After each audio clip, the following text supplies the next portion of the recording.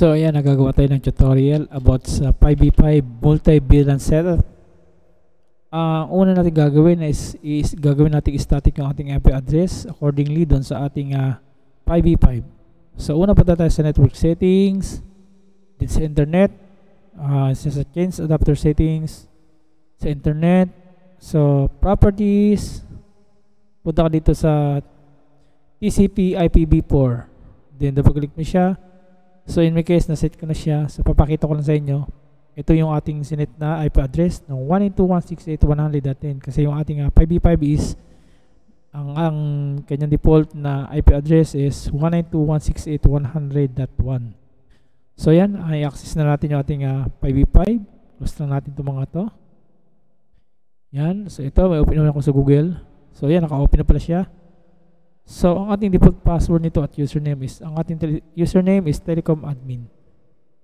Telecom admin. Then, ang ating password is admin telecom. Yan.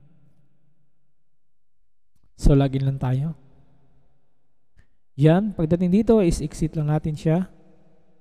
Then, punta na kagad tayo sa advanced. Sa LAN settings, ang check natin dito is LAN 2 and LAN 3 lang.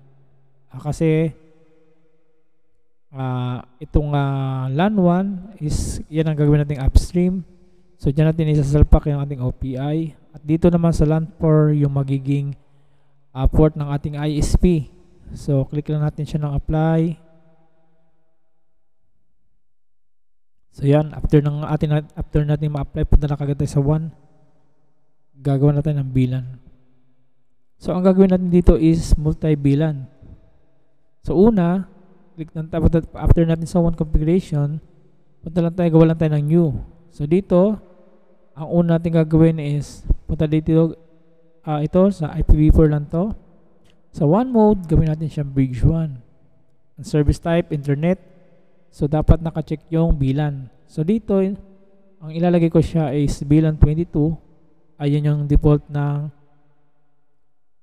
Wi-Fi 5. So dito sa policy na to, copy from IP precedence. Okay? Since multi-VLAN ang gagawin natin, so yung VLAN 22 is i-assign natin siya doon sa ating SSID. Yung sa built-in na Wi-Fi wireless na ng ating 5v5. So ito yung SSID 1, yung 2.4 at yung SSID 5, yan yung 5G. So ganun lang siya. Then apply natin. So yan, nakagawa natin ng isang VLAN. After nan, gagawa ulit tayo ng isa pang VLAN. So gawa pa tayo ng isa, new, same procedures lang po ang ating gagawin. IPv4, dito same lang, bridge 1, internet pa rin. Naka-enable pa rin yung LAN. This time, 15 hanggang ilalagay natin na number. So sa inyo, depende sa inyo kung anong gusto nyong prepared nyo na number. So dito sa policy, same lang, copy from IP precedence. At pero this time ang gagamitin natin na sa LAN 15 is yung LAN 2. Okay? Sa VLAN 15, sa 15 na tag ID is yung LAN 2. So apply lang natin siya. Okay? Meron na tayong dalawang VLAN. So ulitin ko. Ang VLAN 22 is yan yung wireless ng ating 5v5. So yung VLAN 50 natin, yan yung sa LAN 2. Okay? So gawa pa tayo na isa since meron pa tayong isang port na natitira, which is yung LAN 3. Okay? So ito, same procedures, IPv4, bridge 1, internet. So dito lagay ko is 17 para sa LAN 3 na VLAN. Copy from IP precedence pa rin, pero this time, tulad na sinabi ko, sa LAN 3 naman tayo. Since yung last port na ating pwedeng gamitin para sa multi-VLAN setup. So, click lang natin ulit siya ng apply. Yan. After natin dyan, okay, balik ulit tayo dito sa LAN. So, meron na tayo nagawang tatlong VLAN. Okay, yung VLAN 22, yun yung sa Wi-Fi natin, sa built-in ng wireless ng ating 5v5. At yung VLAN 50 natin, dyan natin patatagusin sa ating LAN 2.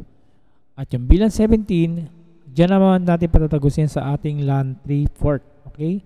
So, yung LAN port natin is yan yung magiging port ng ating ISP. So, dito sa LAN, balik tayo sa LAN host, okay, uncheck lang natin to. Itong dalawang to, enable sending ARP at saka itong secondary. Then, apply. Huwag nyo kakalimutan lagi guys na mag-apply. Okay? Lagi nyo i-check yung apply every time na meron kayong gagawing changes sa inyong configurations. Okay? Dito naman sa HTTP Web Server, i-uncheck lang natin lahat to. Lahat na nakikita nyo check, uncheck lang natin siya. So, yun. Apply lang din. So, okay. After natin ma-apply, so ipapalitan na natin yung ating WAN, yung ating WLAN, yung ating 2.4, so palitan natin ng pangalan na kung ano yung gusto natin yung pangalan natin piece Wi-Fi. So palitan na natin sa SSID. Sa akin lagi ko lang deploy. Kayo depende sa inyo kung ano yung pangalan ng piece Wi-Fi nyo. So akin lagi ko lang deploy. Okay? So yan, after dyan, punta ka dito sa authenticate mode, gawin mo na siyang open. Since piece Wi-Fi nga, hindi natin kailangan ng password. So apply lang natin. Tapos sa 5G, ganoon din. Depende sa inyo kung ano gusto nyo pangalan na ilagay. So sa akin, same lang, deploy lang. Okay. So authentication mode, open pa rin. Then apply lang natin. So yun. Okay. So apply na natin. Okay, after nun, so meron na tayong 2.4 at 5G. So, next natin gagawin is pupunta tayo sa ating upstream. Hanapin natin upstream kung saan dito nakalagay.